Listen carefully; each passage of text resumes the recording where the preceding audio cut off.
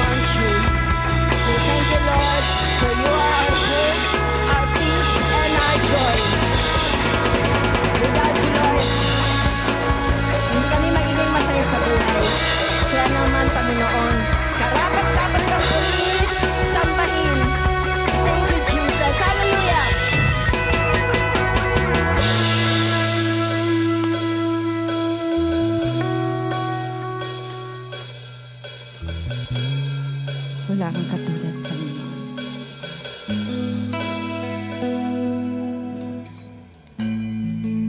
There's no one like you, none beside you. No one else can love me like you do. There's no one like you, none beside you.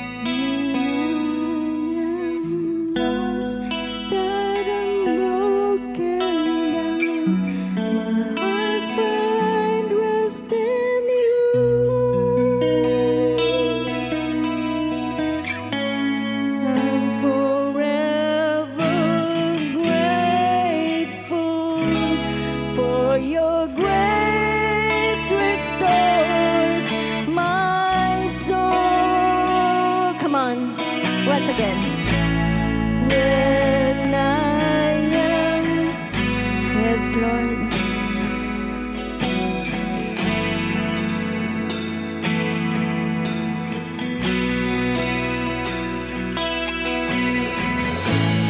I'm forever grateful for your grace restores my soul. I found love in you. I am saved in your presence. You're my hope. Peace and joy. You're the lover of my soul. I want you. I found love. Thank you, Jesus. In you, I am saved. In your presence, you're my hope. Peace and joy. You're the lover of my soul.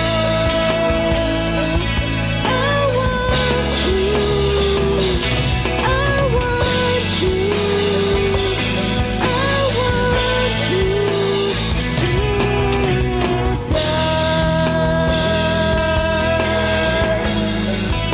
Hallelujah to your name, Jesus. We worship you. We thank you. Thank you for loving us. To you all the praises and the glory. In Jesus' name, amen, amen, amen.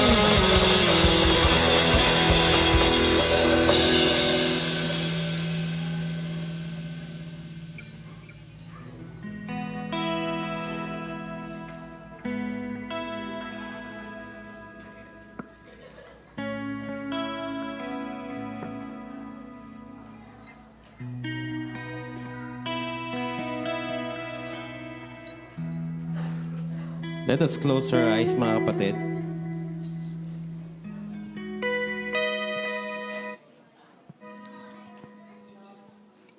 Lord, Father God, salamat Panginoon dahil Ikaw po ang aming Ama na lagi po namin tatawagin.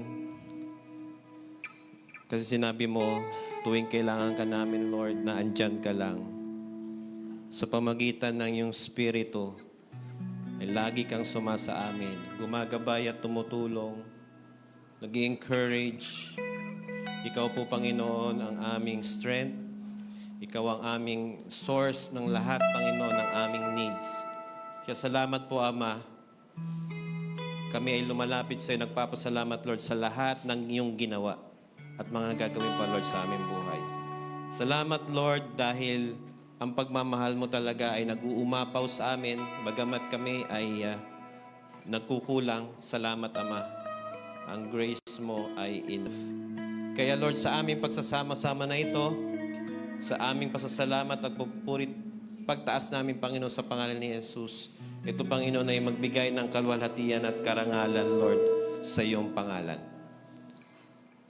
Sa amin din pag-aaral ng iyong salita, gabayan mo ako sa pamagitan, Lord, ng iyong banal na Espiritu. At hayaan mo, Panginoon, na maunawaan namin at ma-apply namin, Panginoon, ang mga salitang ito. Upang lalo kami magtagumpay, upang lalo kami, Panginoon, maging malapit sa iyo, maging connected. At salamat po, Lord, dahil kami, Lord, ay inari mong mga anak mo, pinili mo kami. At ikaw, Panginoon, ang siyang gagabay at tutulong, Lord, sa aming buhay upang lalo kaming maging matagumpay. Salamat po, Ama, sa iyo. Muli, ito pong aming dalangin sa tanging pangalan ng Panginoong Jesus. Amen. Amen. Good morning po sa atin lahat. Kumusta po tayo, mga kapatid? Makakaupo na po kayo? Yan, isang umaga na tayo ay nakaharap, no, dun sa nakaraang bagyo. At meron man nasalanta sa atin o meron man tayong na-experience na malakas na ulan, malakas na hangin, pero salamat sa Lord, tayo ay safe na safe. Amen po ba? Okay, so yung mga kapatid natin na wala dito, hindi natin kasama ngayon, meron siguro silang pinagdadaanan or meron silang nililinis o anuman. Tama ba? Pero anyway, ang Panginoon natin ay nawa matagpuan natin na ang Diyos natin ay nagmamahal sa atin. Inaalala ko yung kantang kinanta natin. Laging lumalabas sa aking isipan at lagi ko iniisip na mahal tayo ng Panginoon kahit ano na ang ating pinagdadaanan. Amin po ba? Kaya pag lagi natin nakikita na mahal ako ng Diyos, wala kang hindi pwedeng malusutan o mapagtagumpayan ng problema. Amen po ba? Kaya lagi niyo pong isipin na mahal kayo ng Panginoon. Ano man yung nararanasan ninyo, karamdaman, kakulangan, mga samot-saring pagsubok, huwag niyo isipin na iniwan kayo ng Panginoon. Huwag niyo isipin na pinabayaan kayo ni Lord. Ang isipin ninyo, lahat ng ating nararanasan, ito ay nasa kamay ng Diyos. At ibig sabihin, kung nasa kamay tayo ng Diyos, hindi ka makakawala sa kamay ng Diyos. Amen po ba? Kaya magpatuloy tayo mga kapatid at nawa palakasin tayo ng Panginoon. Now, ngayong umaga po, ang ating pag-aaralan, itutuloy po natin yung ating mga napag-aaralan ng nakaraan about advancing the gospel, the kingdom of God, through sharing the word of God. Okay? And alam niyo last time, meron tayong pinag-aralan at ang aking anak yung nag-share. At ako'y nagulat. Na kapag tayo ay talagang sumusunod sa Diyos, talagang lahat ay pinoprovide ng Panginoon. Kapag may Diyos ka, kapag kinikilala mo si Kristo, kapag ikaw ay sumasampalataya sa Panginoon, mga kapatid, walang segundo ng buhay mo na pababayaan ka ng Panginoon. Amen po ba? Kaya nga ang aking take home doon sa shinare ni AJ ay kapag ikaw ay naglilingkod sa Panginoon, provided na yan. Kaya nga meron tayong verse na Matthew 6:33. Seek ye first the kingdom, and all the things will be added unto you. Amen po ba? Unahin mo ang karyan ng Diyos, unahin mo ang relasyon mo sa Panginoon, unahin mo yung gawain sa Panginoon, at lahat ng bagay daw ay susunod sa iyo. Amen po ba? Kaya sa atin, ang challenge, sino bang mauuna? Ang Diyos o kung ano man sa buhay natin? Tama po ba? Trabaho, pamilya, pangarap, plano, lahat na po yata na ano man sa ating buhay ay pwedeng makaagaw ng trono ng Panginoon sa buhay mo. Amen po ba? Kasi alam niyo, maraming option na ibinibigay ng mundo. Maraming option. Pero ang option ng Panginoon, iisa lang. Sabi niya, follow me. Amen po ba? Kaya sa atin po na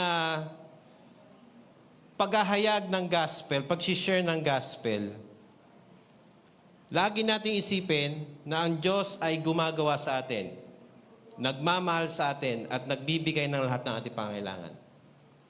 Para magkaroon ng paglago sa ating buhay spiritual, unahin mo ang Diyos.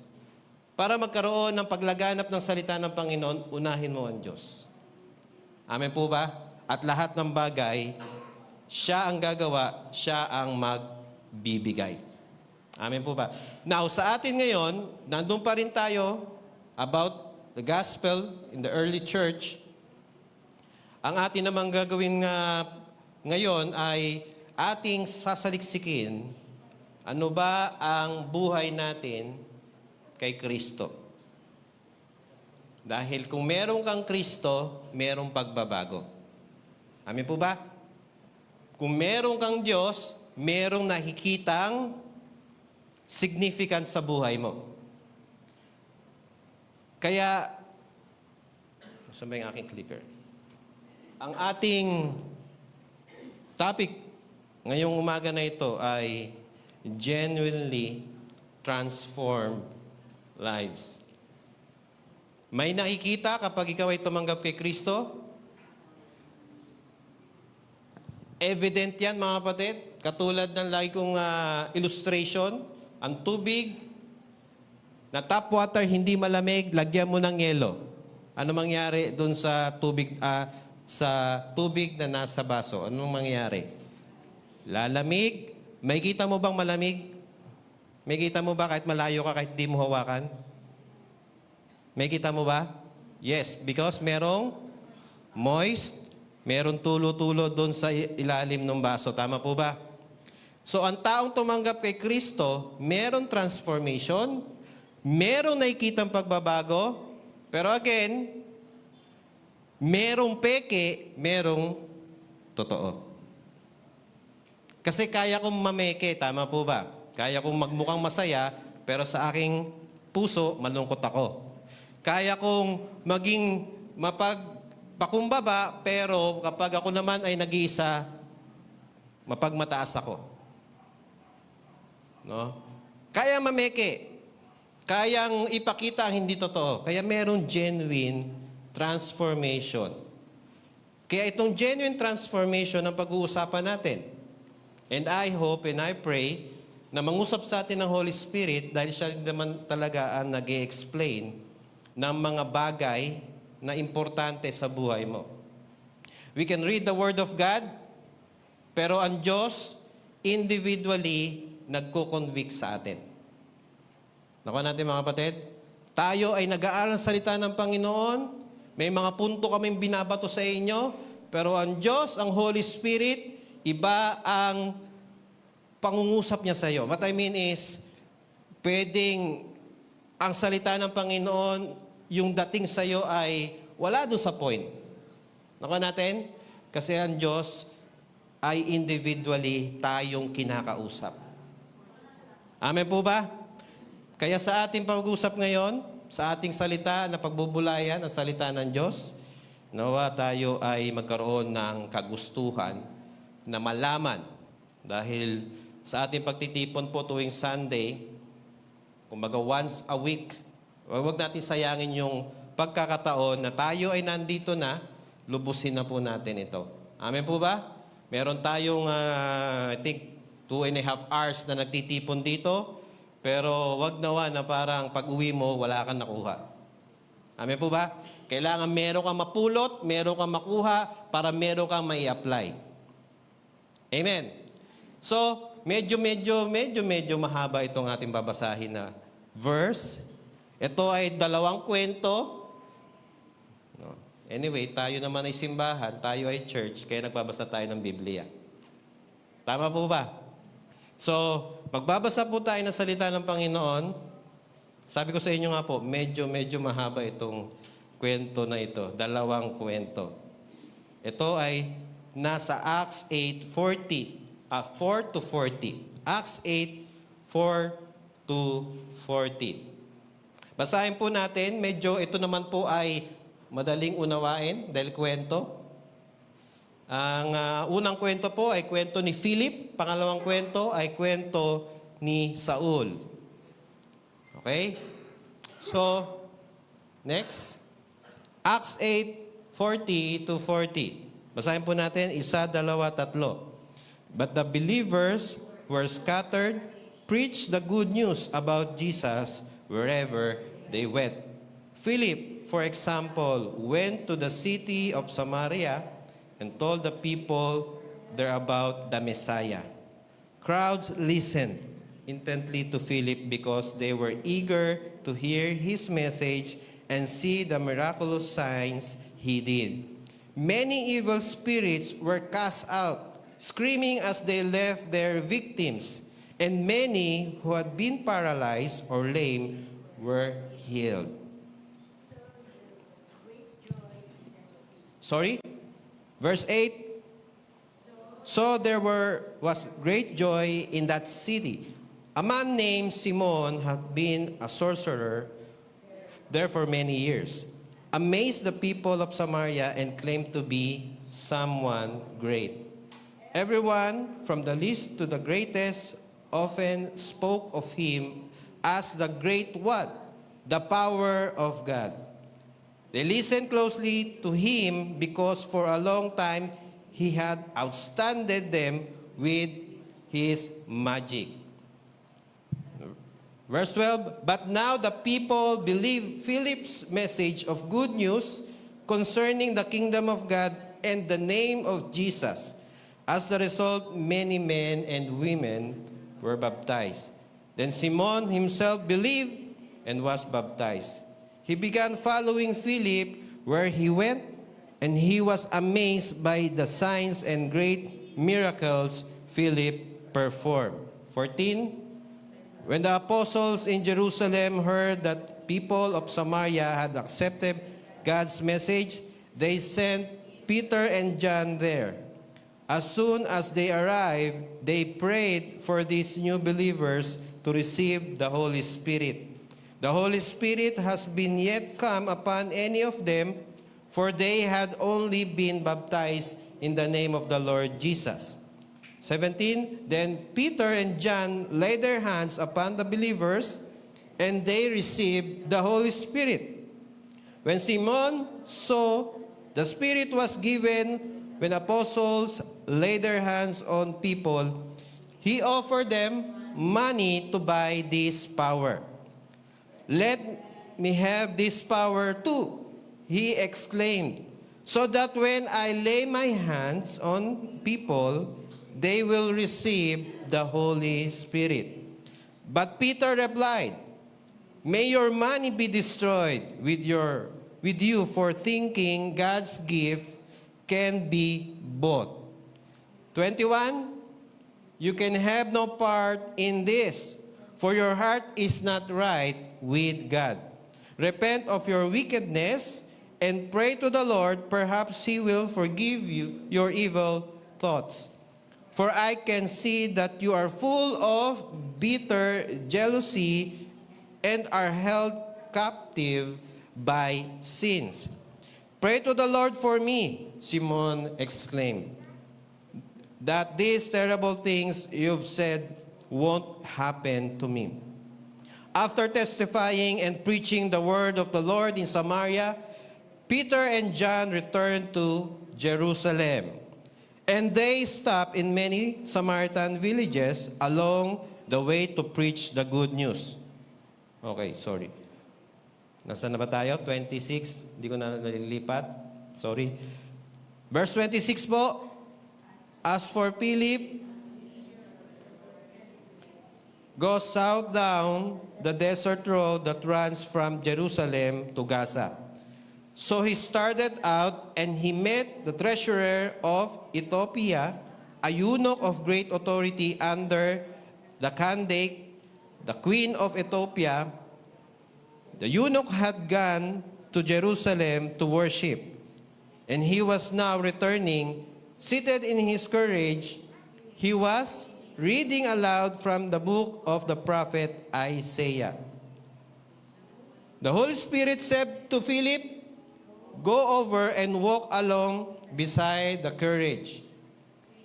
Philip ran over and heard the man reading from the prophet Isaiah. Philip asked, do you understand what you are reading? The man replied, how can I unless someone instructs me? And he urged Philip to come up into the carriage and sit with him. The passage of the scripture had been reading with this. He was led like a sheep to the slaughter, and as a lamb is silent before the shearers, he did not open his mouth. He was humiliated and received no justice. Who can speak of his descendants? For his life was taken from the earth. The eunuch asked Philip, tell me, was the prophet talking about himself or someone else? So beginning with this same scripture, Philip told him the good news about Jesus. As they rode along, they came to some water, and the eunuch said, "Look, there's some water. Why can't I be baptized?" He ordered the carriage to stop. And Philip, when they came up, the Spirit of the Lord snatched Philip away. The eunuch never saw him again, but went on his way rejoicing. Amen po. Pagpalain ng Panginoon ang salita niya sa pamagitan po ng story ni Philip. Yan ang isa sa sumunod kay Kristo. Si Philip. At alam niyo mga kapatid, sa tagpong ito, alam naman natin yung kwento, may unawaan po natin. Merong ginawa si Philip sa kanyang buhay na kung saan siya ay pumunta-punta sa mga bayan para i-share ang gospel. Merong isang tao na namangha doon sa ginagawa ni Philip na pagpapagaling, paglilay ng hands. Ang pangalan ay si Simon. Siya naman ay naniwala at tumanggap at nabautismuhan. Pero nung nakita niya na mayroong parang kakaibang magic, gusto niyang bilhin yung kapangyarihan na galing sa Diyos. Dahil alam niya po si Simon, siya po ay sorcerer. No? Ano ba ang Tagalog ng sorcerer? Manggagaway? Ano ba pinakamababaw yung magawa po ng black magic? So, sabi ni Philip, humingi ka ng tawad sa Diyos dahil yung iyong puso ay marumi. At sabi naman ni Simon, pag-pray mo ko, patawarin ako ng Diyos. And then yung kwento na about sa eunuch. At ang eunuch na ito, nagbabasa ng salita ng Panginoon, hindi niya maunawaan. And then si Philip dumating and explain at doon tumanggap ang eunuch sa good news at siya'y binautismuhan. So ang kwento na ito mga kapatid ay kwento ng pagpapahayag ng isang taong kumilala kay Kristo sa ibang tao. Okay? Sige. Tingnan din natin ang story. Sorry, meron pa pala akong dinano. Diretso na tayo sa story ni Saul. Yan. So, mga kapatid, again, medyo mahaba itong verse na ito, pero madali naman pong unawain. Sabay-sabay po natin basahin. Acts 9, 1 to 22. Meanwhile, Saul was uttering threats with every breath and was eager to kill the Lord's follower. So he went to high priest.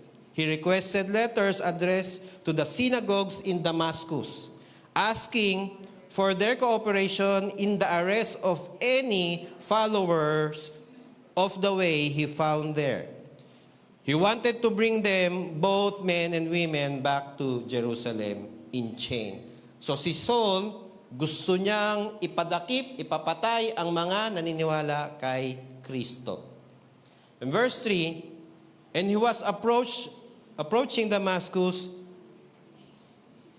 a light from heaven suddenly shone down around him. He fell to the ground and heard a voice saying to him, Saul, Saul, why are you persecuting me? Who are you, Lord? Saul asked. And the voice replied, I am Jesus, the one you are persecuted. Now get up and go into the city, and you will be told what you must do. Then the men with Saul stood, for they heard the sound of someone's voice, but not saw no one. Saul picked himself up off the ground, but when he opened his eyes, he was blind. So his companions led him by the hand to Damascus. He remained there blind for 3 days and did not eat. Now there was a believer in Damascus named Ananias. The Lord spoke to him in a vision, calling, Ananias. Yes, Lord, he replied. The Lord said, go over to Straight Street, to the house of Judas. When you get there, ask for a man from Tarsus named Saul. He is praying to me right now. I have shown him a vision of a man named Ananias coming in and laying hands on him so he can see again. But the Lord, exclaimed Ananias, I've heard many people talk about the terrible things this man has done to the believers in Jerusalem.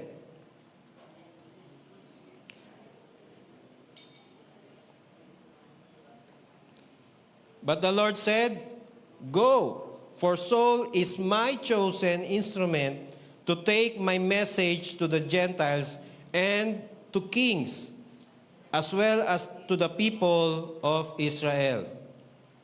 And I will show him how much he suffered for my name's sake.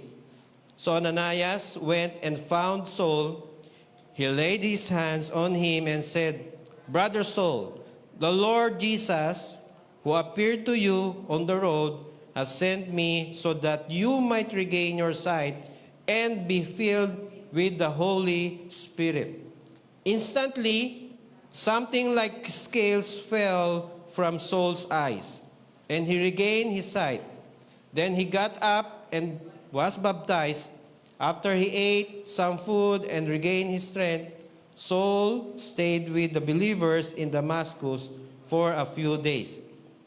And immediately he began preaching about Jesus in the synagogues, saying, He is indeed the Son of God. All who heard him was amazed. Isn't this the same man who caused such devastation among Jesus' followers in Jerusalem? They asked,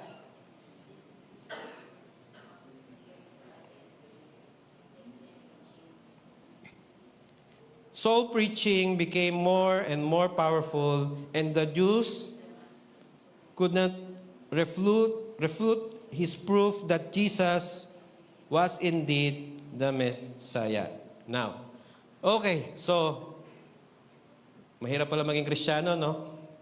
Magbabasa ka ng Bible, magbabasa ka ng mahabang mga... Alam niyo po, nung bata ako, meron kaming everyday na ginagawa. Magbabasa ng isang verse, mag-memorize na isang verse, tapos every week, mag-memorize kami ng isang chapter. Every week po yun, i-recite po namin yan. Kaya, alam niyo yun, yung Bible pa namin, King James, yung pinakamalalim na version ng Biblia. Kaya, alam niyo mga kapatid, napakahalaga pala na sinasanay natin magbasa ng Biblia. Mahalaga ang pagbabasa ng Biblia. And siguro, ito na siguro yung pinakamahaba niyong binasa sa Sunday service. Okay? Now, so, punta na po tayo doon sa ating pag-aaralan ngayon. May nakita po ba kayong distinct na ginawa nitong dalawang lingkod ng Panginoon? Ano pong ginawa nila? Ano pong ginawa nila? Marahil meron sila kanya-kanyang buhay dati nung wala pa sila kay Kristo. Tama po ba? Etong buhay nila siguro ay hindi sila siguro nakikipag-usap ng maraming tao, pumupunta ng bayan. Baka busy sila sa kanilang trabaho. Some of them siguro, sa disciples ay may mga mangingisda, mayroong mga treasurer, at what I mean is, may kanya-kanya po silang buhay. Pero nung nakilala na si Kristo, meron po nangyari sa kanilang transformation. Sino po sa inyo ang gusto ng transformation sa buhay ninyo? Gusto niyo po bang matransform? Gusto niyo po bang magkaroon ng changes sa inyo? Well, sabi nga, ang constant lang sa mundo ay change. Ibig sabihin, lagi ka pong nagkakaroon ng bagong ginagawa, bagong iniisip, at syempre, merong mga bagong gawi. Dahil po, yan po ang katotohanan Change is constant. Kahit na itsura natin, tama po ba? Dati, poging-pogi tayo. Tama po ba, Tatay Amor? Way back 40 years ago, matipuno, maganda tumindig si Tatay Amor, pero dahil nga constant ang changes, even our physical body, nagkakaroon ng pagbabago. Kumukulubot, tumadami ang uric, hindi na makalakad na maayos, hindi na makatayo. Tama po ba? Meron na nararamdaman? Kasi nga, may pagbabago. So, yung pagbabago po ay hindi po natin mapipigilan. Kaya ang pagbabago ay dapat paganda ng paganda. What I mean is, tumatanda po ang ating katawan, so ibig sabihin, ewan ko, pero lahat naman siguro ng tumatanda, nababawasan na yung pagkapogi, pagkaganda, tama po ba? Magiging matipuno, this Kuya Art dati, matipuno yan. May six-pack yan, dati. So, nung tumatanda, nawawala, lumiliit yung six-pack, nagiging na lang, one-pack na lang. No? Yung physical body po nag-change, na parang pumapangit. Pero po alam niyo po, meron pong pwedeng mabago sa'yo na paganda naman ng paganda. Ano po yun? Siyempre, yung relationship mo kay Lord. Dapat paganda ng paganda. Pangalawa, ikaw mismo, yung sarili mo, dapat ikaw ay habang tumatanda, meron pong kasabihan habang tumatandang paurong. Dapat kapag tumatanda, tama ba? Dapat hindi paurong Dapat paabante. Ibig sabihin, kung ikaw ay mahirap kausapin, dapat habang tumatanda ka, dapat ikaw ay masarap kausapin. Kasi nagmamature Tama po ba? Marami natututunan Ang pagbabago po ng physical, pangit. Kasi tumatanda hanggang mamatay. Pero alam po niyo po, meron po dapat mabago sa atin ang paganda ng paganda. Ang ating buhay spiritual, ang ating pag-uugali, ang ating mga gawi. Nakuha natin. Kaya po, yung ating mga ginagawa, yan po ang gustong i-transform ng Panginoon doon sa paganda dapat ng paganda. Hindi papangit ng papangit. Now, balikan po natin yung dalawang kwento nitong follower ni Jesus. Sila, meron kanya-kanyang buhay dati, pero nung nakakilala sila sa Panginoon, iba na ang kanilang buhay. Dahil alam niyo po, kung meron totoong tinanggap, merong totoong ebidensya. Kung meron kang peking tinanggap, malamang walang ebidensya. Dahil peke nga, tama po ba? Alam, peke po, hindi po ito tumatagal. Kaya nga tayo, gusto natin ng branded, may tatak, genuine, kasi ang branded at genuine ay tumatagal. Amin po ba? Pero kapag peke, sinuot mo, size niya ay large, nung nilabhan mo, dahil peke, naging small, tapos, teka lang, red to Bakit naging pink? Nangupas kagad. Kasi ganun ang peke. Hindi magtatagal, madaling masira, madaling mawala. Ganun ang peke. Kaya nga, meron tayong genuinely transformed life. Ibig sabihin, totoo, at kung meron mang totoong tinanggap, meron genuine transformation. No? Kung tinanggap natin si Kristo, mga kapatid, at sinasabi natin na tayo ay sumusunod kay Kristo, naniniwala kay Kristo, I guess, Lord, ay napaka-powerful to change you. Si Jesus, Hindi mo pwede sabihin na wala na bago sa akin. Teka lang. Di ba si Jesus powerful? Si Jesus kaya magbago ng buhay. Pero kung sinasabi mo walang nabago sa'yo at ayaw mo ng pagbabago, totoo bang may Jesus ka? Dahil ako, ang paniniwala ko kay Jesus, kapag daw tayo ay nasa Kanya, kapag siya ay nasa atin, tayo ay new creation. Amen po ba? Kaya hindi pwede na tayo ay matagal na nakilala sa Panginoon tapos walang transformation. The same person na tumanggap 2 years ago is the same person na tumanggap ngayon. Ibig sabihin, kung ikaw 2 years ka nang tumanggap sa Panginoon, tapos meron new believer na ngayon lang tumanggap, tapos ikaw nauna ka, tapos siya ngayon lang, pareho kayo ng ginagawa. Pareho kayo ng gawi. Pareho kayong, di ba? Kung ikaw matagal nang kumilala kay Kristo, meron dapat pagbabago. Si Philip, si Saul, ang laki ng pagbabago nila. Bakit? Kasi transform sila ng Panginoon. Si Philip ay naging follower. Siya ay ginamit ng Panginoon mightily and powerfully to spread the gospel, to advance the kingdom of God. Kaya alam niyo po mga kapatid, sa ating pag-aaralan, hindi lang po pala transformation sa ating buhay ang gagawin ng Diyos. Okay? Now, ang sabi po dito, genuine transformation begins with a proper understanding about our Lord Jesus. Again, ito ay nagsimula nung makilala mo si Kristo ng tama. Bakit? Kasi marami naman po talagang kilala si Kristo. Maraming sinasabi na ako'y naniniwala kay Kristo. Pero kapag may proper, anong kabaliktaran ng proper? Improper. No? Big sabihin, meron tamang pagkakilala kay Kristo, meron ding hindi tamang pagkakilala kay Kristo.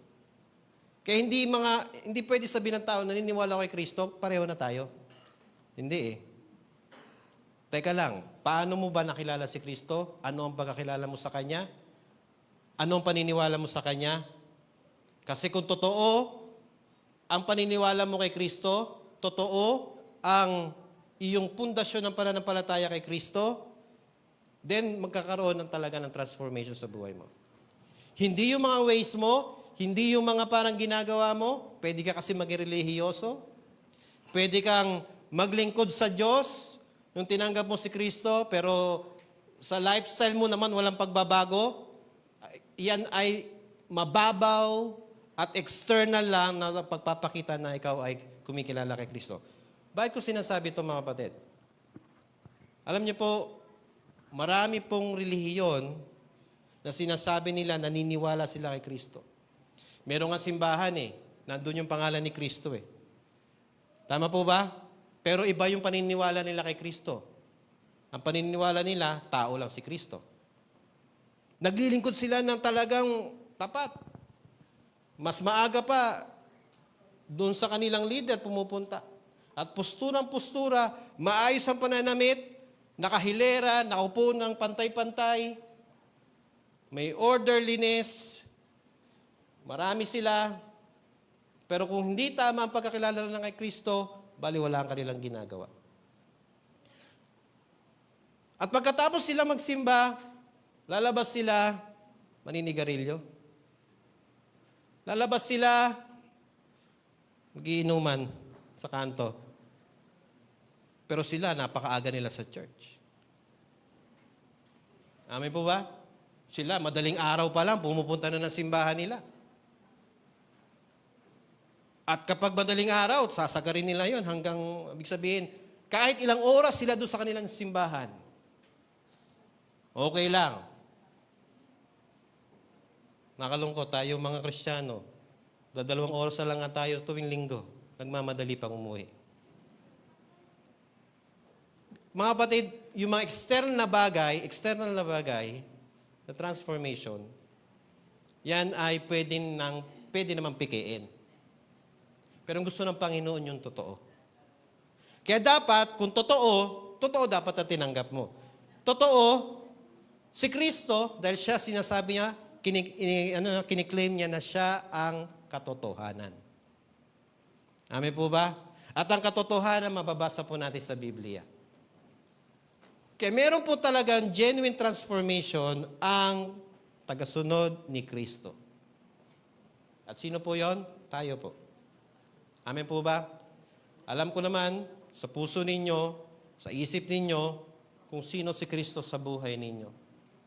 Pero sa simpleng explanation about Jesus, si Jesus, siya ay Diyos, siya ay nagkatawang tao, siya ay bumaba sa lupa, ibinigay ang kanyang buhay para tayo ligtas, kaya tayo ay sumasampalataya sa Kanya dahil siya ang Diyos na nagbigay ng buhay, namatay at muling nabuhay at ngayon nandun siya sa kanang Ama at hinintay natin ang Kanyang pagbabalik. Yun ang pundasyon natin paniniwala at pananampalataya natin kay Kristo. At hindi po yan dapat mabago, yan po ang pundasyon, yan po ang tinuturo ng Biblia. Amen po ba? At lastly, si Jesus, siya ang pangalawang persona sa tatlong persona ng Diyos. Amen po ba? Now, so, again, genuine transformation begins with a proper understanding about our Lord Jesus. Makilala natin ang Panginoon. Amen po ba? Kailangan mong makilala si Lord personally. Mga kapatid, hindi nyo makikilala si Jesus tuwing Sunday lang. Ibig sabihin, kung tayo ay magtitipon lang ng Sunday, tapos tuwing Sunday ka lang magbabasa ng Bible, tuwing Sunday ka lang magpipray, tuwing Sunday ka lang gagawin yung mga bagay na may kinalaman sa Diyos, mga kapatid, ano po kaya ang tawag doon? Ano po kayang mangyayari sa iyo noon kung tuwing Sunday lang?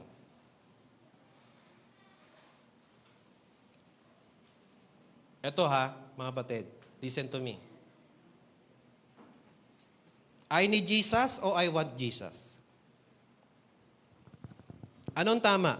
I need Jesus o I want Jesus? Ano po yung tama? Pareho pong tama itong word na ito, need and want. Pero ano po dapat ang ating laging nasa puso? Let me explain.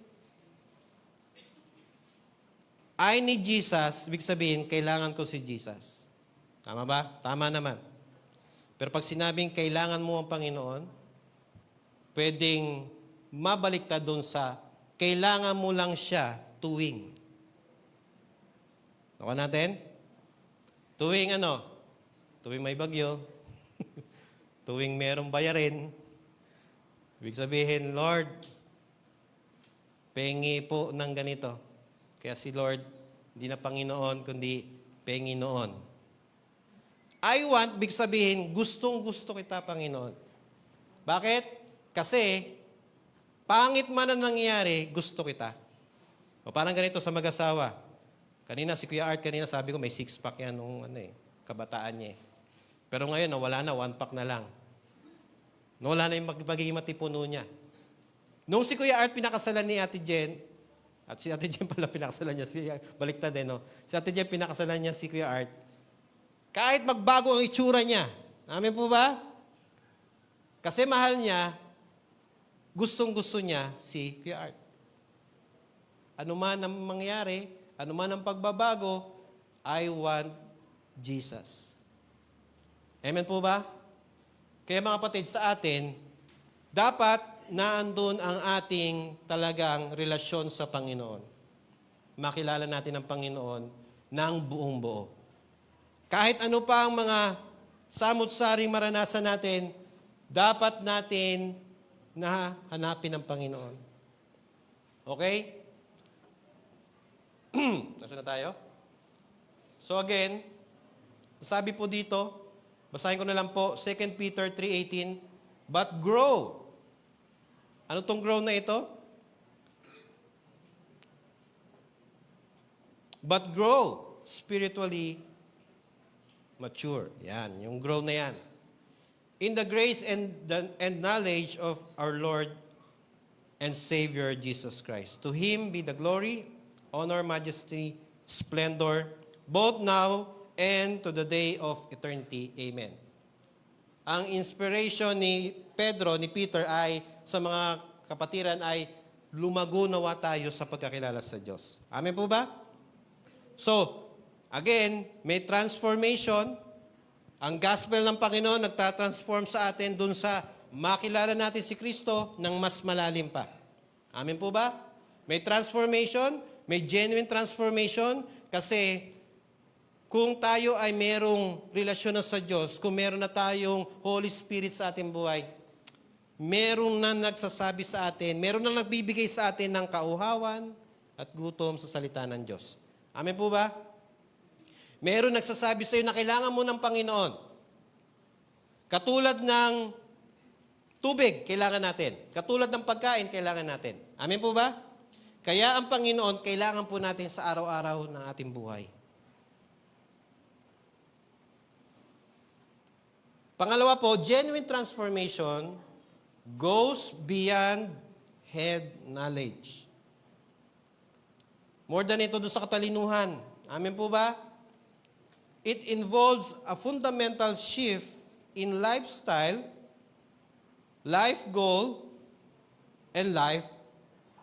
and purpose in life. Ano pong ibig sabihin nito? Yung gospel ng Panginoon na receive natin, tinatransform po tayo sa pagiging marunong lang. Marami pong mga tao na gustong magkaroon lang ng kaunawaan sa Diyos, pero walang relasyon sa Diyos. Ibig sabihin, matuto lang. Pero walang relasyon sa Panginoon. Ang Panginoon gusto na hindi lang tayo matuto, hindi lang dumami ang ating kaalaman, bagkos ano mangyari? Meron dapat pagbabago sa ating buhay, sa ating pinaplano na goal, sa ating silbi sa buhay. Balikan natin ang sarili natin, mga kapatid. Meron ba tayong ganitong nararanasan? Meron ba tayong ganitong mga nangyayari sa atin? Na parang nababago na yung ating pagkatao. Bago na tayo mag-isip. Ano ba yung mga simpleng application ng isang totoong nagbago? Halimbawa po, sa inyong pag-iisip. Kayo ba dati ay mahilig mag-isip ng masama sa kapwa? Mga tamang hinala? Kayo po ba ay nag-iisip ng hindi maganda sa inyong kapatid? Or eto, kayo po ba ay mahilig mag-isip ng mga bagay na nakakatakot, nakaka-worry, nakaka-stress? Mga kapatid, sa ating pag-iisip, dapat ba transform din ito ng Panginoon? Sabi ng Panginoon, think about this. Anong isipin natin? Pure, perfect. What is lovable? Tama po ba? Isipin natin yung mga bagay na maganda. Ito yung sinasabi ng mundo na think positive. Pero sa Diyos, siya nauna eh. Sabi ng Panginoon, wag lang think positive. Think about this. Think about love. Think about honorable, perfect will of God. Think about this. Nakuha natin, mga kapatid? Kaya sa atin po, mga kapatid, nawa, ang ating isipan, i-purify po natin sa Panginoon. Kasi sometimes nagiging warrior na tayo. Sometimes natatakot na tayo. Sometimes iba na yung ating pag-iisip sa ating kapwa. Amen po ba? Sa ating mga ginagawa, kailangan mayroong pagbabago. Sa lifestyle, ikaw ay evidently alam ng Panginoon na ibig sabihin, ikaw ay merong kahinaan. Tama po ba? Hindi tayo perpektong tao, wala pong perpektong tao, nakagawa po tayo ng mali. Alam niya ng Diyos. Pero ito yon, alam mo ba na pwede kang mabago ng Diyos? Amen po ba? Kaya, ang Panginoon, nawa ay apply mo sa buhay mo. Kaya mayroong pagbabago sa isip, sa salita at sa gawa. merong pagbabago doon sa iyong naisin sa buhay. Meron pong nagnanais magtagumpay, merong nananais na parang magplano na maganda para sa pamilya, pero hindi kasama ang Panginoon. No? Yung iba, gusto mang ibang bansa, magtatrabaho doon, pero hindi naisip na, pag nasa ibang bansa ako, pero kaya doon ako matinan na church? Pag nasa ibang bansa ba ako, ubusin ko ba yung time ko para sa first job, second job, third job? Pero hindi naisip yung church. Nako natin? At alam niyo mga kapatid, salamat sa Panginoon. Alam niyo, meron tayong mga kapatiran dito, dati nakasama natin. Nasa ibang bansa na sila. Pero masaya ako dahil sila po ay nasa church. Involved sa church. Naglilingkod sa church. Amen po ba? Dahil hindi lang sila para nandun, para yumaman. Nandun din sila para maglingkod sa Diyos. Amen po ba? Ganon yung parang, anong life goal mo? Dapat ang life goal mo, kung saan ka, ano mang marating mo, saan ka pumunta, wala pong problema. Magtatagumpay ka, pero involve mo naman ang Panginoon. Amen po ba?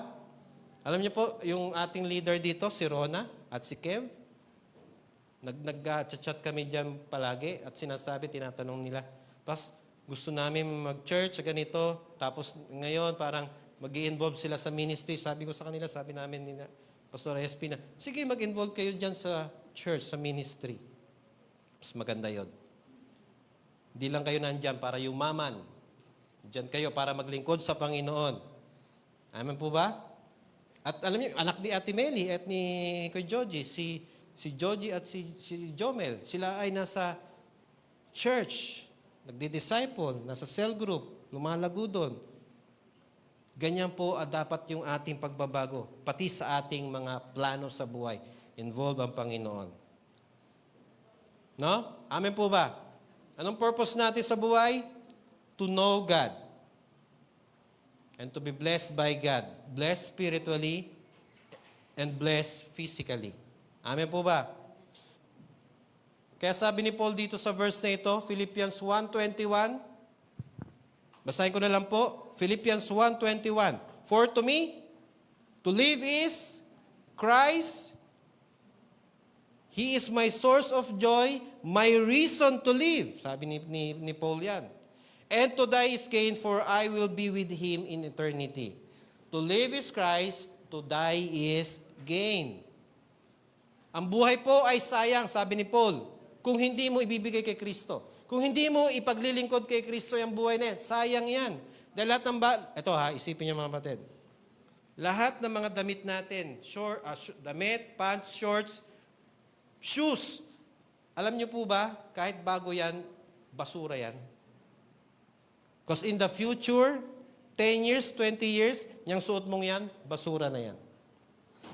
Amen po ba? Kahit na, sabihin natin, matibay ito, genuine ito, pero alam niyo mawala lang yan, malagay lang yan sa, mahulog sa lupa, kakainin na yan ng lupa. What I mean is, lahat ng ito talaga, mapaparam, masisira, mawawala. Amen po ba? Amen po ba? Ano lang po matitira? Sabi ng Panginoon, siya matitira, yung word niya. Ang rima, ang logos, si Jesus, ang matitira. Kaya kung si Jesus ang matitira sa lahat ng ito, dapat meron kang Jesus. Amen po ba? Pati ang buhay na ito mawawala. Amen po ba? Kung mawawala ang buhay na ito, dapat merong Jesus ito. Kaya to live is Christ, to die is gain. Ang buhay na ito ay para kay Kristo, at ang kamatayan ay pakinabang dahil haharap ako kay Kristo. Nakuha natin mga kapatid. Kaya alam niyo ang buhay natin, sulitin natin. Wala pong bata, matanda sa Diyos. Wala pong parang, hindi, bata pa ako eh. Kahit bata ka, pwede kang gamitin ng Panginoon. Amen po ba? At kahit na matanda ka, pwede kang gamitin ng Panginoon. Kahit na may sakit ka, kahit wala kang sakit, pwede kang gamitin ng Panginoon. Do you believe in this word ng Panginoon kay Paul? For me to live is Christ, to die is gain. Ang buhay ay para kay Kristo. So, ibig sabihin, again, yung transformation na dapat maranasan natin ay hindi lang po head knowledge, kundi ito ay sa iyong pagkatao hanggang sa mga plano mo, hanggang sa ginagawa mo. Nakuha natin mga kapatid. And lastly po, ano ang transformation? Genuine transformation. See the urgency of sharing the gospel, and it make us desire to be used by God in advancing His kingdom for His glory. Yan. So again, balikan natin yung si Philip at si Saul. No? Ano po ang ginawa ni Philip?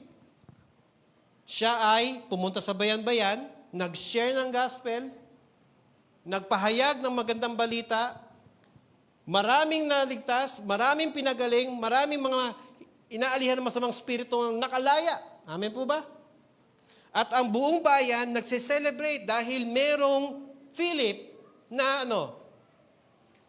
na pumunta sa kanila. Amen po ba? At nag-share about the good news of Jesus Christ.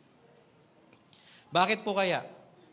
Kasi na-transform siya into a person na meron namang pwedeng gawin sa kanyang sariling buhay, pero ang buhay niya, ibinigay niya sa nagpahiram ng buhay.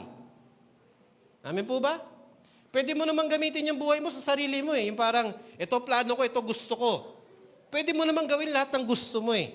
Pero teka lang, yung buhay na yan, hiram lang yan. Pwedeng mawala nang hindi mo alam. Tama po ba?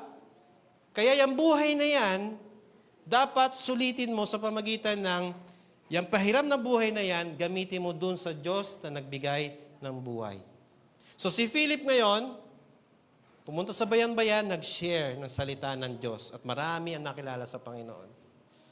Marami ang mga tao siguro na kumilala kay Lord at pinasalamatan ang Diyos, pinasalamatan si Philip dahil merong nagpahayag ng mabuting balita. Mga kapatid, ang buhay mo ba ay significant? Meron bang impact ang buhay mo sa ibang tao? Meron bang ganon? May impact ba ang buhay mo sa ibang tao? O yung, wag naman yung parang, ay, ito, may impacto to, impacto. Ayokong makasama to, ayokong makausap to. Mga kapatid, dapat ang buhay mo may impact sa ibang tao. Wag naman yung parang, naku, nandyan na naman si layo tayo. Naku, ito, nung tao na ito, sakit na naman ang ulo ng barangay, o kaya sakit na naman ang ulo ng pamilya. Ganun ang impact mo ba? Mga kapatid, dapat yung impact natin sa tao ay magawa natin yan as soon as possible. Bakit? Kasi yung gospel, ito ay urgent. Meron po bang nakakalam kung kailan na lang ang buhay natin? Meron po bang nakakalam kung ang buhay natin ay mag-engage natin? Meron bang tao nakakalam kung kailan siya mamamatay? Wala. Kaya kailangan gamitin na natin yan to share the gospel, to advance the kingdom of God. Now, punta natin si Saul.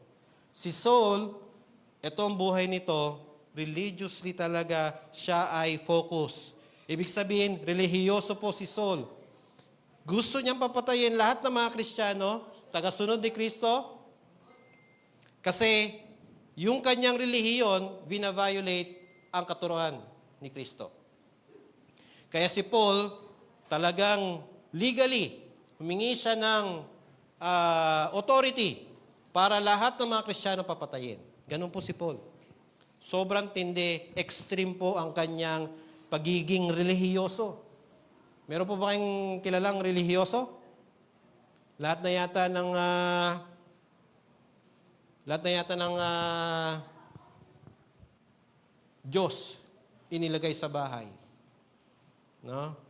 Lahat na yata ng pwedeng basahin na may kinalaman sa mga panalangin at pagdadasal. Lahat na yata ng linggo, itong tao na ito ay sagrado, pupunta siya dun sa kanyang simbahan at mananalangin at kung ano pang ginagawa. Mga kapatid, ang pagiging relihiyoso ang pagiging relihiyoso ay hindi magliligtas sa iyo. Kahit ano pang gawin mo para sa Diyos na yan, na sinasabi mo, kung ang Diyos mo ay hindi naman totoo, kung ang Diyos mo ay hindi si Kristo, ang tawag po doon ay relihiyoso kang tao. Ako natin? Kaya si Paul, ang Diyos niya nung una, si Saul pala muna, ang Diyos niya nung una ay iba. Kinikilala niya lang ay ang Ama. No? Ang Ama. So, ibig sabihin, iba ang pagkakilala sa Diyos, iba din ang kanyang ginagawa. Kaya, naisip niya, teka lang, itong katuruan ni Jesus, hindi yata ito maganda na marinig ng mga tao. Kailangan itong patayin. Ang mga believer, dapat alisin. Kaya nga po may persecution nung time na yon. Sa time din ni Philip, may persecution. Kaya ano pong ginawa ni Saul? Lahat ng mga follower ni Jesus pinatay. Pero again, kung ikaw ay nasa mali, siguradong mali din ang ginagawa mo. Amen po ba? So, ang kanyang pagiging relihiyoso, ang kanyang pagsunod kuno, ay nagdulot para maraming mga Kristiyano ang mamatay. Kaya si Saul, kinatatakutan. No? Kinatatakutan. Kasi pumapatay siya ng Kristiyano. Now, ano po nangyari sa kanya? Siya mismo ay kinausap ng Diyos sa pamagitan ng liwanag nung papunta siya sa Damascus at andon, ang senaryo ay may liwanag, siya ay nabulag at siya ay na-outstand kasi nga kinausap siya mismo ni Jesucristo. At sabi ng Panginoong Jesus, bakit mo ako pinapersecute? No? Ako ang totoong Diyos, ako ang paglingkuran mo. Now, ang tagpong na yon, mga kapatid, ang nagpagbago ng buhay ni Saul. So, ibig sabihin, every time na ang tao tumatanggap kay Kristo, merong encounter ng Panginoong Jesus. At kung may encounter sa Panginoong Jesus, merong malaking pagbabago. Ang sharing the gospel o preaching the gospel, spreading the gospel po ang pinaka-greatest of all our purpose in life. Wala na pong makahihigit dito, mga kapatid. Ang purpose mo sa buhay, mag-aral ka pag estudyante, magtrabaho ka pag ikaw ay empleyado, mag-business ka kung ikaw ay may business, magplano ka kung ikaw ay may pamilya, pero the greatest purpose po ng bawat Kristiyano tumanggap kay Kristo ay to serve Him, to share the gospel, to advance the kingdom of God.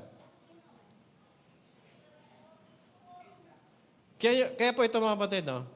Ano po ba ang nangyari nung tayo tumanggap sa Panginoon? Kapag ikaw lang nagkaroon ng pagbabago sa isip mo, sa salita mo, sa ginagawa mo, kumbaga meron ka talagang pagbabago, hindi ka na nagmumura, hindi ka na nagbibisyo, hindi ka na nangaaway. What I mean is, meron talagang pagbabago. Mga kapatid, yung pagbabago na yan sa buhay mo ay hindi pa yan tapos. Bakit ka binago ng Diyos? Ba't ka binago ng Diyos? Kasi, kung ikaw ay binago ng Diyos, meron siyang purpose sa'yo. Dahil ang pagbabago, listen to this, ang pagbabago ay testimony. Testimony ng ginawa ni Jesus sa'yo. Hindi yan parang nabago ka tapos that's it.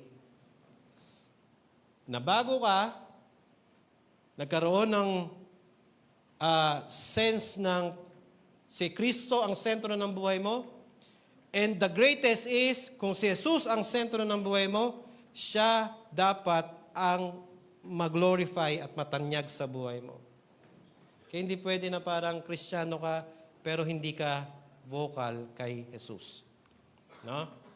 We need to share the gospel. We need to advance the kingdom of God kasi yan po ang pinaka-greatest of all our purpose in life. Sharing the gospel. Sharing the good news. Kung meron talagang genuine transformation ng tao na kumilala kay Kristo, hindi lang yun nabago lahat, kundi nabago ang gawi. Pangatlo, nabago ang mga, ano po ito? Kung nabago ang iyong gawi, nabago yung pag-iisip, nabago lahat sa iyo, what's the next? What's the next? Ano naman ang mababago kung nabago ka na? Ano pong nangyari pag nabago ka na? Ano kaya susunod? Meron tayong laging word eh. If I change, everything changes. Ano ba ibig sabihin nun? So, nabago ka na. If I change, everything changes. Ibig sabihin, ikaw na nabago, susunod naman yung iba. Pero yung ikaw lang yung nabago, tapos wala kang pakialam sa iba, teka lang, mukhang peke ang pagbabago. Amen po ba? Kung nabago ka, merong pagbabago dapat sa kapwa mo. Ibig sabihin, nabago po ako, sunod naman yung family mo. Tama po ba? Yung pamilya mo naman ang sharean mo. Yung pamilya mo naman ang isipin mo. Kasi nabago ka na, the next thing ay, ikaw naman yung magte-testify sa iba. Na ako binago ng Panginoon, ikaw din ay babaguhin ng Panginoon. Ako dati ganito, ikaw din ganito ang gagawin sa ng Lord. Amen po ba? Ang pagbabago po ay hindi lang ikaw ang nabago, kundi yung iba naman ang mabago. Nakuha natin mga kapatid.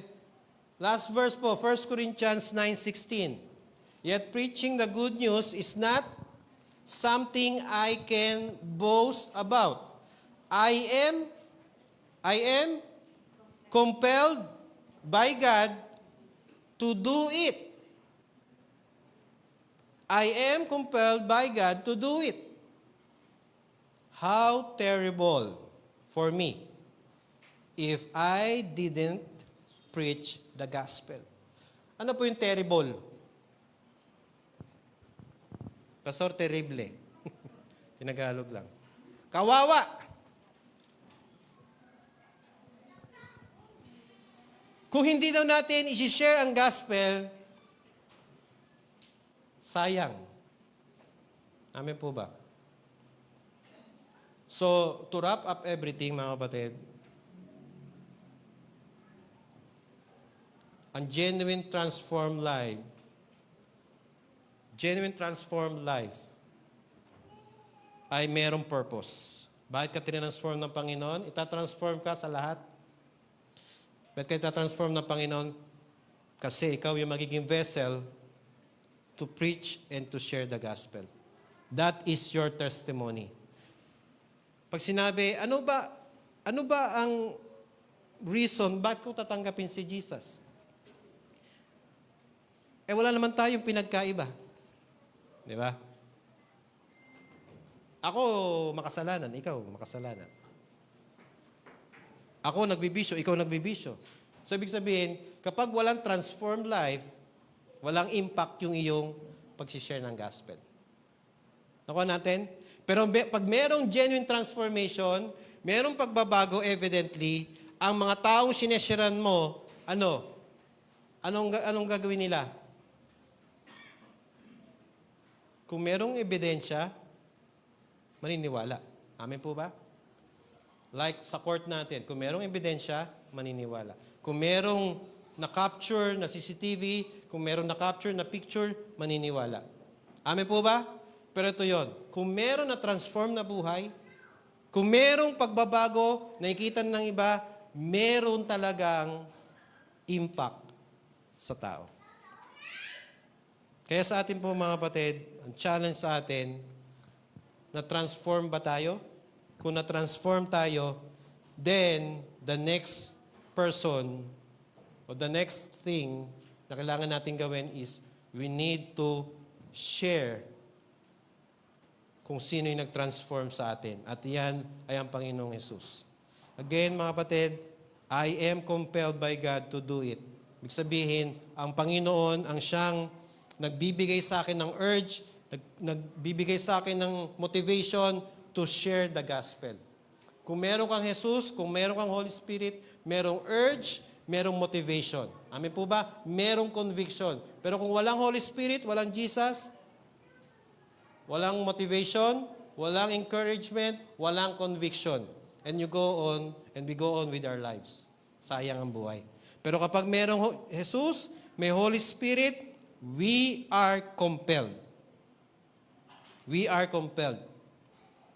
Sinasabi siya ng Panginoon, sharean mo ang anak mo, sharean mo ang tatay mo, nanay mo, lolo't lola mo, sharean mo ang tito mo, sharean mo ang tita mo, sharean mo ang mga apo mo, sharean mo sila, kailangan nila maligtas, kailangan hindi sila pupunta ng impyerno, kailangan mong gawin yan kasi hindi mo alam kung hanggang kailan ang buhay nila.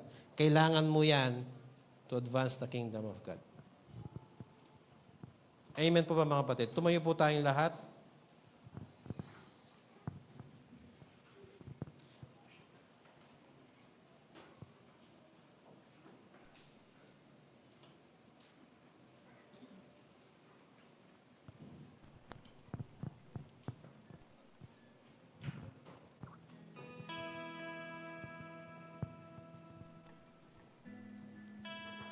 I-offer natin ang buhay natin sa Panginoon.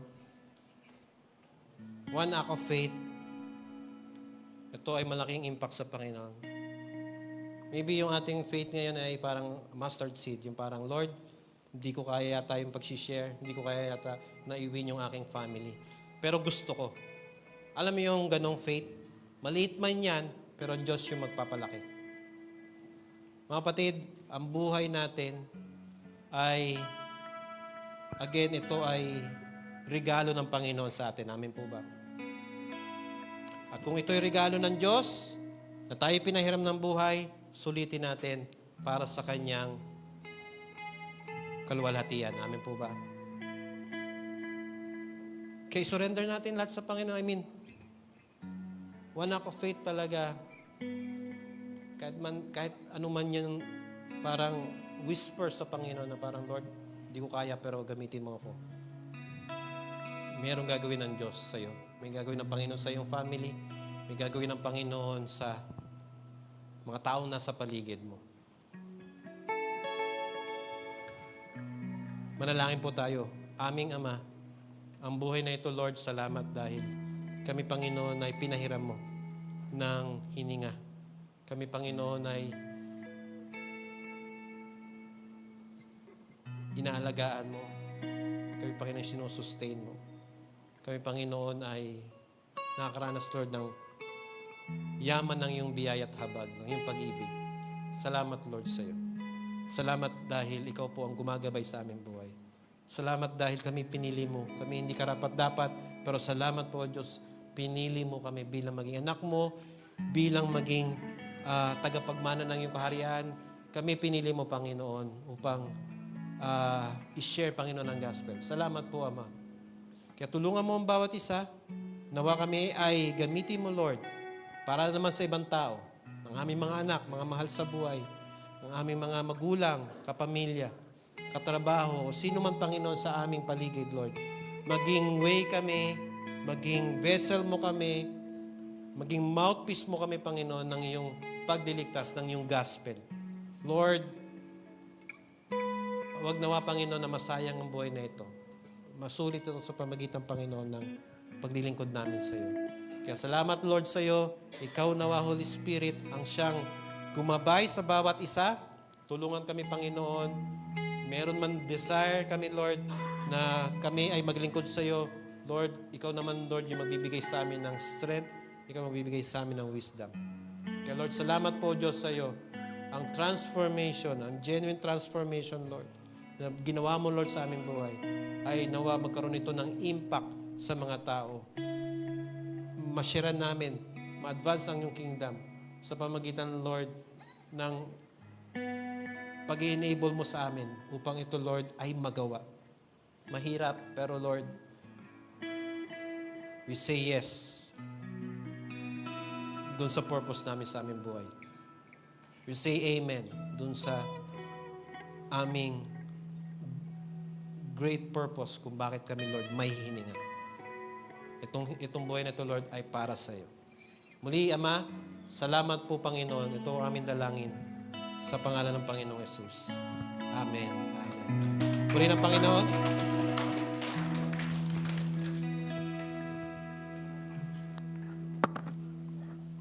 Hello. Okay, salamat po sa magandang mensahe ng Panginoon sa atin sa umagang ito. Ngayon naman po ay dadako tayo sa ating tithes and offering mula sa 2 Corinthians 9:7-8. Ang sabi dyan, you must each decide in your heart how much to give and don't give reluctantly or in response to pressure. For God loves a person who gives cheerfully, and God will generously provide all you need. Then you will always have everything you need and plenty left over to share with others. Okay, sabayin niyo rin po ako sa pag-awit.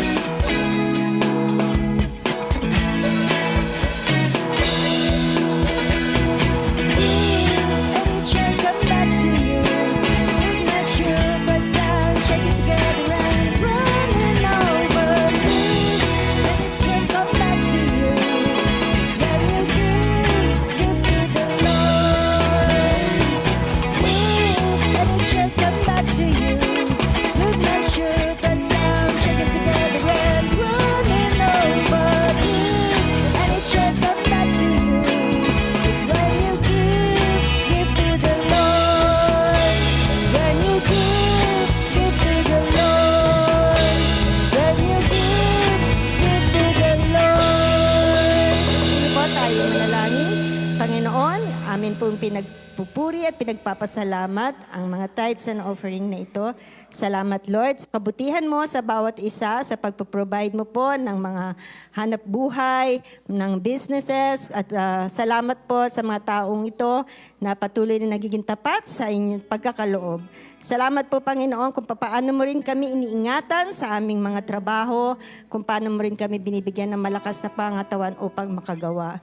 Nawa, Panginoon, ang mga kaloob na ito ay tunay na maging kagamit-gamit sa iyong mga gawain. Pagpalain niyo po ito, Ama. Ito po ang dalangin namin. Ni Jesus. Amen. Amen.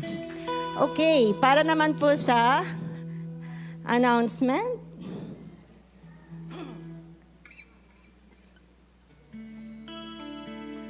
Tithes and offering can be sent through BPI, Metrobank, and GCash account. Worship service po, Sundays at 9:30 a.m. Anong oras po? Okay, pati po ang mga bata ay 9:30 rin po dito sa church.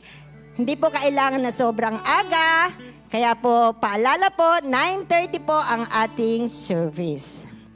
Like, comment, share, and subscribe to our YouTube channel, Facebook page,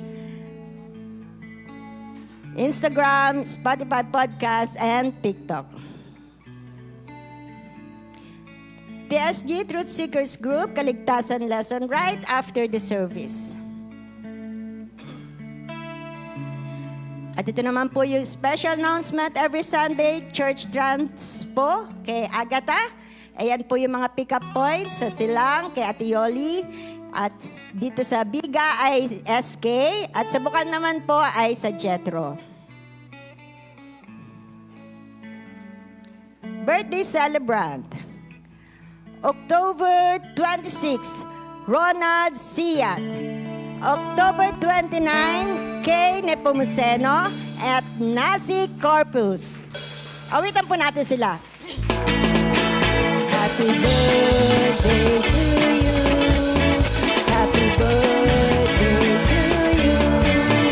Happy birthday, happy birthday, happy birthday to you. God bless po sa inyong tatlo. Ayan, special announcement, shepherding group for adults and senior right after the service. So kung kayo po ay kabilang sa mga adults and seniors, huwag po muna kayong uuwi. Join po kayo sa amin, sa ating SG. Meron pa po ba? Kung wala na po, tinatawagan ko po si Pastor. Okay po, yung ating prayer and fasting, wag po natin kakaligtaan. Yan po ay magsisimula sa November 4 hanggang November 8. Meron po ba sa inyo ang wala pa pong copy? Sabihin nyo lang po at para mabigyan po kayo ng copy. Ito man ay physical or, anong tawag dito? Yung online? Digital. Okay? Soft copy. So, yun po mga kapatid, ang ating prayer and fasting, November 4 to November 8. May soaking night po yan, on November 6. Yan po ay, kumbaga, sa gitna ng ating pag-prayer and fasting, meron po tayong gathering niyan. No? Kaya November 6 po, kita-kita po tayo. And then, yung ating last po ang celebration night. November 8 po yan, alas 6, dun sa time po ng ating prayer. Okay? So mga kapatid, salamat sa Panginoon. Tayo po tayong lahat. Yan. Meron po ba tayong mga prayer requests? Meron po ba tayong gustong itaas sa Panginoon? Meron ba tayong mga parang ninanais sa ating mga buhay, pinaplano? Or ating pamilya po, mga kapatid, ang ating panalangin po ay, sabi nga, itong mga panalangin ng mga pinabanal ko. Yan. Ang panalangin ng righteous ang aking pinakikinggan. Kaya sa bawat mga panalangin po natin, magkaroon po tayo ng pananampalataya dahil meron po tayong Diyos na gumagawa po ng imposibleng bagay. Amen po ba? So kung meron kang itataas sa Panginoon, maniwala ka, manampalataya ka, ng Diyos ay sasagot sa kanyang panahon at ayon sa kanyang will. Taas natin po ang ating buhay, ang mga panalangin natin sa Panginoon. Lumalapit po kami, Ama. Amin pong itinataas ang aming mga buhay. Ang mga panalangin po ng mga patid ko, ang mga panalangin po namin, Lord, ito ay yung pinapakinggan. Dahil sabi mo, Lord, ang mga panalangin na pinabanal mo ay iyong pinapakinggan. Kaya lumalapit po, Lord, kami hindi sa aming sarili. Lumalapit po kami dahil kay Kristo. At Lord, salamat dahil meron po kaming Diyos na gumagawa ng mga imposibleng bagay. Diyos na makapangyarihan. Ikaw po ang Diyos na merong awa. Ikaw po ang Diyos na nagkumakaling at umaalaga sa amin. Ikaw po ang mahabaging Diyos. Punong-puno ng biyaya. Kaya po sa aming paglapit sa iyo, Lord, ang iyong pagkilos, ang aming Panginoon lamang inaasahan. Lahat po, Lord, ay aming itinataas sa iyo. Tulungan mo, Lord, ang bawat isa, Panginoon, sa lugar na ito. Mga kapatid namin na nasa online. Ang kanilang mga dalangin, Panginoon, kung meron man sila, Lord, mga pangangailangan financial, Lord, itinataas po namin itong mga pangailangan na ito. Lahat ng bagay ang nilikha mo, lahat po, Lord, ay galing sa iyo. Kaya, Lord, ang mga pangangailangan namin, Panginoon, ay napakadali lang. Nananampalataya po kami na lahat ng aming kakulangan, ikaw po magpupuno. Lahat po ng mga gastusin, mga bayarin, ikaw, Panginoon, ang magbibigay. Salamat po, Ama. Ikaw po ang aming Jehovah Jireh, na talagang God that provides everything. Lord, purihin ka, Lord, sa mga biyaya, purihin ka rin, Panginoon, sa mga pagsubok. Kaya, Lord, salamat, Panginoon, sa mga blessings na dumating. Ikaw, Panginoon, ay madakila. Kung meron man, Panginoon, dito, na nananalangin patungkol, Panginoon, sa kanilang mga karamdaman, Lord, salamat dahil kahit po sa gitna ng karamdaman, ay nandun pa rin kami, Panginoon, sa gitna ng iyong pagmamahal. Lord, hipuin, Panginoon, ang kapatid ko na ito. Siya, Lord, na nananampalataya sa iyo, na ikaw po ang kanyang kagalingan. Hipuin, Panginoon, ang pangangatawan niya. Pagalingin at alisin, Panginoon, ang karamdaman. Palakasin ang resistensya At tulungan mo, Panginoon, kapatid ko na ito, na talaga magtiwala sa iyo kung siya man, Panginoon, ay nakakaranas ng pain. Lord, salamat, Ama, dahil alam namin, Panginoon, na pinagaling mo kami spiritually at pagagalingin mo kami physically. Kaya Lord, salamat, Lord, sa kagalingan. Magbigay karangalan at kalahatian ito sa pangalan ni Jesus. At salamat po, Ama, dahil bagamat ang karamdaman na ito, Panginoon, ay nagdudulot ng minsan nagwo-worry, minsan natatakot, minsan nag-aalala. Lord, hindi po nawa magbago ang pananampalataya ng kapatid ko. Lalo silang magkaroon ng matibay na pananalig, Panginoon, na meron silang Diyos na buhay na nagpapagaling. At Diyos na buhay na talagang noon pa man, Panginoon, ay nagpapakita ng wonders, miracles. Kaya Lord, salamat po. Ganon din, Ama, itinataas po namin ang aming pamilya. Salamat, Lord, dahil ang aming pamilya ay iniingatan mo sa nakaraang bagyo. Salamat, Lord, sa paggagabay mo rin, Lord, sa mga kapatiran, mga nasa pamilya, mga pamilya, Panginoon, na nandun, Lord, sa Ilog Banda. Salamat, Panginoon, dahil iniingatan mo sila doon. Itinataas po din namin, Lord, ang mga kapatid namin, mga mahal namin sa buhay na hindi pa nakilala sa iyo. Lord, iligtas mo sila, nawa makatanggap sila ng mabuting balita. Salamat, Lord, dahil napakahalaga ng aming pamilya sa iyo. Ililigtas mo ang aming pamilya mula sa anumang gawa ng kaaway, mula sa kapahamakan, mula sa pandarayan ng kaaway. Ikaw po ang aming refuge and strength.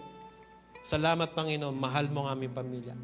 I-restore mo ang aming pamilya. Aayusin mo ang aming pamilya. Sasamahan mo ang aming pamilya. Iingatan mo ang aming pamilya. Maraming salamat po, Diyos. Ikaw po ang gagawa niyan sa aming pamilya. Kaya Lord, nawa ikaw po maging sentro ng bawat isang pamilya na nandito. Ikaw po talaga ang kanilang sinasampalatayanan. Salamat po, Diyos, sa iyo. Amin din itinataas, Lord, kung ano pang mga pangailangan, mga panalangin, mga plano ng mga kapatid ko, kung ano man ito, Panginoon. Alam ko, Lord, ikaw po ay kumakausap. Ikaw po ay nangungusap individually. Ikaw po ang aming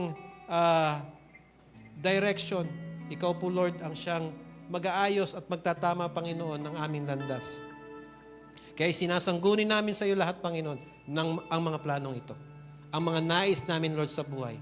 Ano man ito, Panginoon, salamat po, Diyos. Merong kami, Panginoon, magiging direction na kung saan magtatagumpay po kami. Salamat po, Ama. Pagpalain mo rin ang church na ito. I-ready mo kami, samahan mo kami. Dahil alam namin, Lord, may greater purpose ang church na ito. Not only to gather, but to share the gospel. Maging ilaw at asin kami, Panginoon, ng community at ng aming pamilya.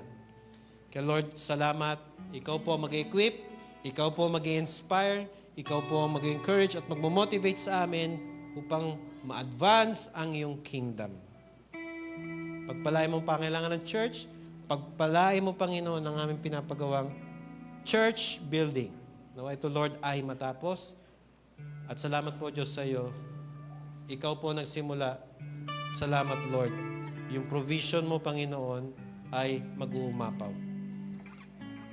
Ingatan mo kami, Lord, sa week na darating. Salamat, Ama. Ikaw po mag-iingat sa aming mga mahal sa buhay, mga anak namin na pupunta sa school. Ikaw din, Lord, na mag-iingat, Lord, sa mga aming mahal sa buhay na magtatrabaho. At salamat po, Diyos, sa iyo. Yung grace mo, Panginoon, ay laging enough every day ng aming buhay. Kaya purihin ka, Ama. Salamat po, Panginoon. Lahat ng panalangin na ito, Lord, pasasalamat, Lord, ay amin tinataas sa iyo. At kami ay nagpupuri na meron kaming Diyos na buhay na nakikinig sa bawat mga hinanaing namin. At tanggapin po natin ang biyaya na galing sa ating Diyos na buhay, ang pag-ibig ng ating Diyos Ama, ang pagliligtas ng Panginoong Yesus, ang gabay, patnubay at kapangyarihan ng Banal na Espiritu ay sumaatinawa ngayon at magpakailanman. Amen. Amen. Amen. Pagpalain po tayo ng ating Panginoon. Tayo ay umawit.